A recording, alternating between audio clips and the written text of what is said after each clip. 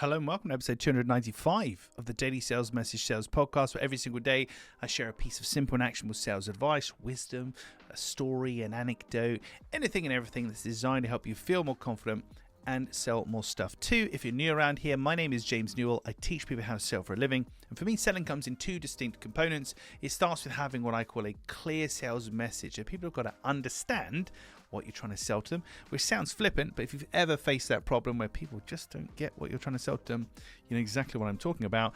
And then you need selling confidence, the ability to be relaxed and comfortable and confident in a selling situation.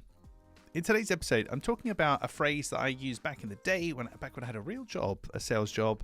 Unfortunately, it's got the word terrorist in it. So I'm hoping this episode doesn't get flagged or I don't offend anybody. Certainly don't mean to offend anybody.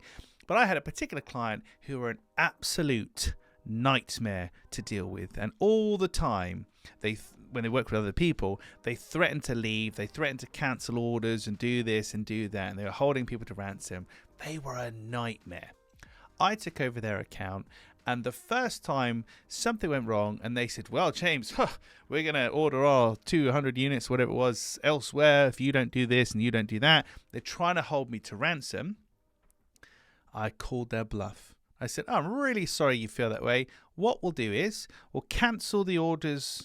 We'll fulfill the orders that we've got with you right now. Any new ones, don't send us any more. Send those to the new provider you're going to use. We'll see out those ones. And we'll call it a day.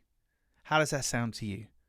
And at that point, no. Oh, hold on. They started to backtrack. You see, these people were trying to strong arm me, and that's why I'm using the word terrorist. They're trying to be terrorists here. They're trying to force and extort their way to what they want by scaring people. Well, if you don't do this, we're not going to order from you, etc. My phrase that I've always worked to is quite simply this. I don't negotiate with terrorists. I don't negotiate with terrorists. If you're going to threaten to do something, you need to make sure you do it, or I will do it for you.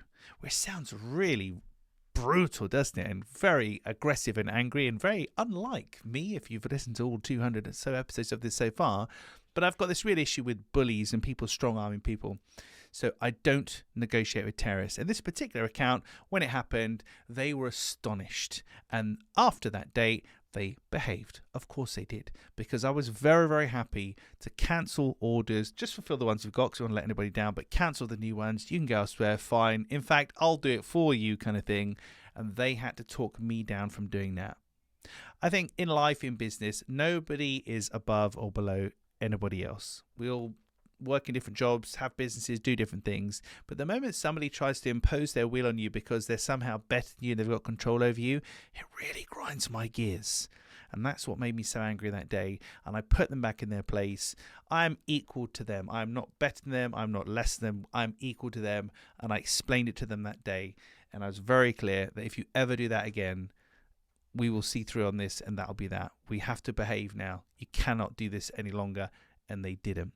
But it's an interesting concept. I don't negotiate with terrorists. The next time somebody threatens to do something to you in a business sense, or not buy and this and that or whatever, call them on it. Call their bluff. All right, fine. Cancel. Let's go for it. See what happens. Confront the fear. Confront the bully and see what happens. Because 9 times out of 10, it's not every time of course, but 9 times out of 10, you'll find that they'll backtrack pretty quickly because they're trying to rule you with fear. They don't want to cancel things. It's going to be a nightmare for them too. But they're trying to use the fear, your need for them, to get what they want. And if you don't negotiate with terrorists and you call them on their bluff, we can just take the sting out of that straight away. Right, well, that's it for this particularly angry and aggressive episode of the Daily Sales Message Sales Podcast, where I use the word terrorist as well. What's the world coming to? Tomorrow, in episode 296, I'm going to talk about different buyer types, and there's a particular thing to bear in mind about different buyer types. We'll cover that tomorrow. In the meantime, if you haven't already, please hop on over to LinkedIn, connect with me there, shoot me a message, let me know what you like or don't like about the Daily Sales Message Podcast. If you want me to cover something in a future episode, then do ask me and I will include that. Thank you for listening or watching all the way to the end. I do appreciate it. I'll catch you tomorrow for a not terrorism related edition of the Daily Sales Message.